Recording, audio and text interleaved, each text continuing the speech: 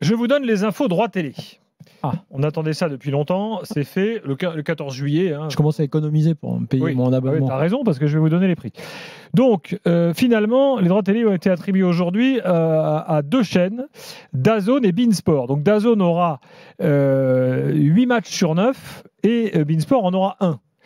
Bon, on parle d'un total de 500 millions. En gros, à la louche, DAZN 400, beIN 100. Donc, je rappelle quand même que Vincent Labrune visait le milliard il y a quelques mois de cela. Donc, c'est quand même un bel échec, mine de rien. Donc, va-t-il pouvoir y survivre à cet échec, Vincent Labrune? On verra.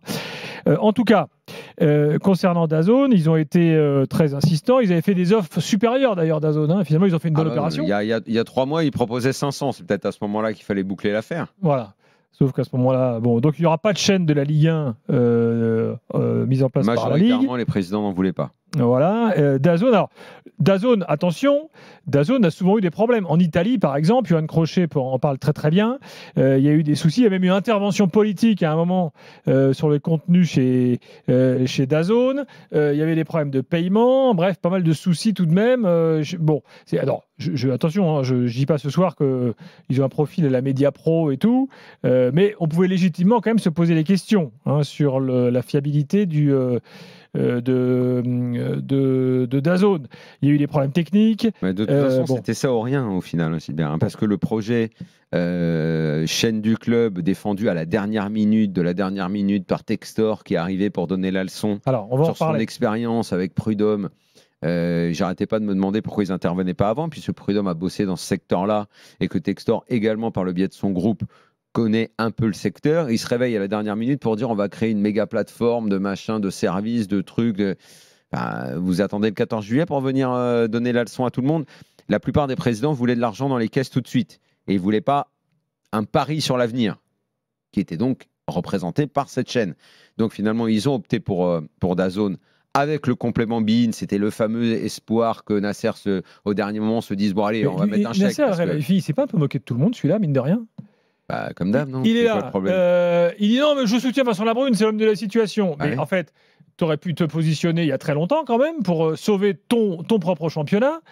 Tu fais lanterner tout le monde pour finalement faire une offre de dernière minute. Mais quand c'est surréaliste en fait. Quand j'arrête pas de dire que c'est le pire dirigeant du foot depuis Louis XVI. Textor, sans le citer, le montre du doigt en disant il y a des conflits d'intérêts incroyables. À quel moment on ouvrira les yeux sur cet homme-là? C'est un incompétent en tout. On croit, parce qu'il a 1000 casquettes, que ce gars sait tout faire. Ce gars ne sait rien faire. Même coach de tennis, il n'était pas bon. C'est quand même incroyable. Il faut regarder son parcours. On lui prête des qualités qu'il n'a pas. Il n'est pas compétent. Il est pour rien, en fait. Il a juste la puissance de l'oseille. Alors, rentrons maintenant dans les détails de qui va toucher quoi, parce que c'est très intéressant. Notre spécialiste, là, Nicolas Pelletier, a détaillé tout ça. Déjà, sur les 500 millions, CVC devrait en prendre 20%. Ça, c'est le fameux deal qu'on a dénoncé plein de fois ici. Alors, attends, si tu veux être complet, non, mais jouer mes choses sur l'addition quand même, parce que toi, tu dis 500. Ouais. Mais si tu. Non, mais j'y arrive. Tu mets les droits internationaux, les machins. Alors non. Il y a l'addition et la soustraction. En fait, l'addition, c'est 500 plus les droits internationaux. Plus la Ligue 2. Plus la Ligue 2. Qui a BIN. Et tu arrives à 700. Non, mais la Ligue 2, c'est pour la Ligue de l'oseille. Non, parce que. Attends, c'est pas comme ça. Non, parce que la Ligue 2, c'est 40 millions et les droits internationaux, 150. Oui, sauf absolument. Non, mais attends. Mais la Ligue 2, c'est pour la Ligue 2, effectivement. Non, pas tout à fait. C'est un package global. Et ils prennent un pourcentage sur le package global. Mais regarde la soustraction, tu vas voir ce que ça a fait. Oui, alors, écoutez la soustraction. Aussi, pour moi, maintenant qu'on a ce total, donc, t'en as 20% qui partent chez CVC. Première année. Voilà. Alors, je rappelle que là, on est sur un deal de 5 ans. Ouais. Donc pendant 5 ans, c'est 13 après. 2024-2029. Pour le CVC, c'est ça. Non, mais je donne le deal DAZN BIN. Ah, pardon. Voilà. Parce que là, tu as fait. C'était un deal très long. Là, tu as reculé à 20 ans en arrière. C'était 600 millions en 2004, quand Canal rafle tout pour couler TPS. C'était 600 millions pour l'exclu total. Alors, je continue ma soustraction. Donc, 20%, ça représentera environ 110 à 120 millions d'euros pris par CVC. T'enlèves ensuite 5%, c'est la taxe Buffet. C'est la taxe Buffet qui va dans le sport amateur, les autres sports et qui va même pour d'autres sports. Et voilà, c'est 25 millions. Taxe Premier ministre. Au revoir. T'enlèves les subventions diverses, comme celle de la Fédé. La Fédé, ils prennent minimum 14 millions. La Fédé, ils sont blindés parce qu'avec le contrat Nike déjà qui est énorme, voilà. Peut-être qu'il faudrait renégocier avec la Fédé, peut-être. Il faut renégocier le train de vie de la LFP, les nouveaux locaux, le salaire de la Brune. Tu ajoutes là-dessus le train de vie de la LFP, tu ajoutes les petits pourcentages que prennent les syndicats d'entraîneurs, syndicats de clubs, syndicats de joueurs. À la Ligue, là, tellement ils avaient anticipé l'oseille, ils ont embauché à tir-larigot avec des salaires de malades. Alors déjà, le ministère des Sports a dit la taxe Buffet, même pas la peine de venir nous voir pour renégocier, c'est non négociable. On prend la thune. Okay. C'est normal, c'est pour là-dessus qu'il faut enlever de l'argent. Donc au final, selon le calcul de Nicolas Pelletier, les clubs de Ligue 1 pourraient se partager un peu moins de 350 millions d'euros. Voilà. Donc pour beaucoup de clubs, c'est 3 à 4 fois moins que ce qu'ils avaient. Exactement. Donc c'est des clubs qui sont à la rue, clairement.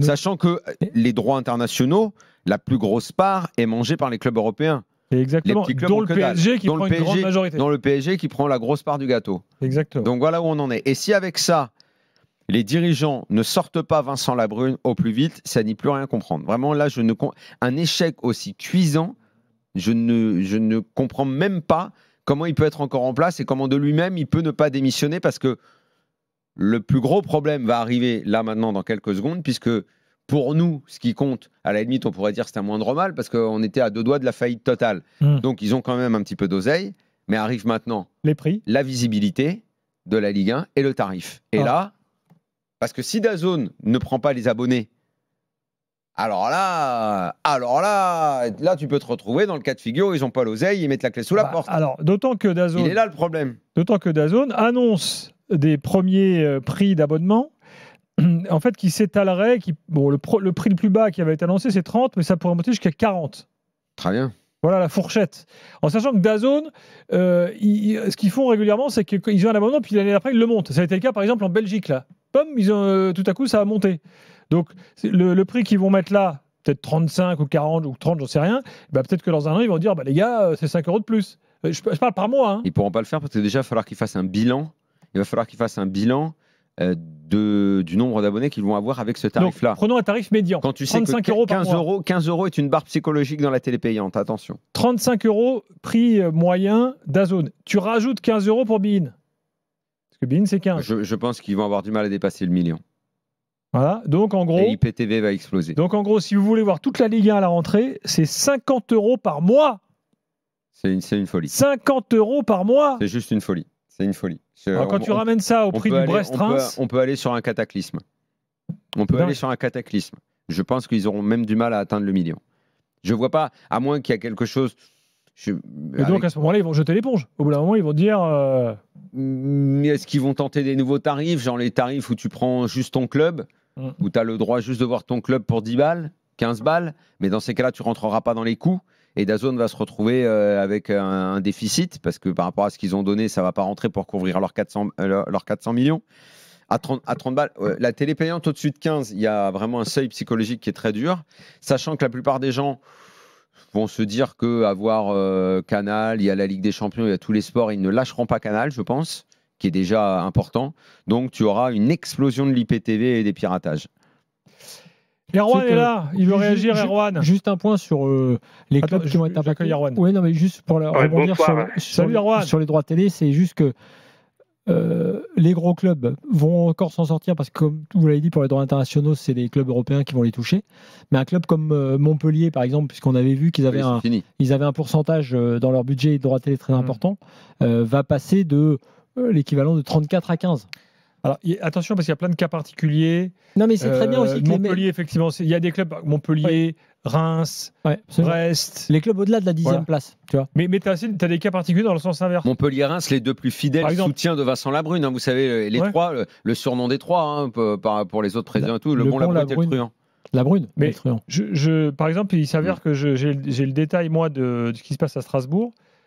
Strasbourg en fait, n'est quasiment pas impacté par une baisse de droits télé parce qu'en fait, tu as ce qu'on appelle le prix match, là, enfin, je sais plus le terme en anglais, le price revenue, le match revenu, tu vois, est très fort. Ouais, donc il y a quelques cas particuliers. Non, tu craches pas sur 10-15 millions de droits télé. C'est clair. Il y a des clubs qui vont morfler. Les clubs qui ont un gros actionnaire riche, eux, il y a ça, mais il y a aussi ces clubs qui effectivement dépendent beaucoup trop des droits télé avant même cette histoire d'ailleurs, dans leur gestion. Je veux dire, le travail sur la billetterie, le sponsoring, et toutes les hospitalités, comme on dit. Il y a besoin de la télé. S'il n'y a pas de visibilité, aujourd'hui, moi je pense à McDo qui a donné. En fait, le levier, c'est les revenus de jour de match. C'est ça le levier pour les clubs. Exactement. Je sais. Donc il faut avoir les infrastructures, le public, etc. Bon. Mais sauf que McDo qui a fait un chèque énorme et qui retrouve une Ligue 1 avec une visibilité comme celle qui est annoncée, ils vont faire la gueule. Cela dit,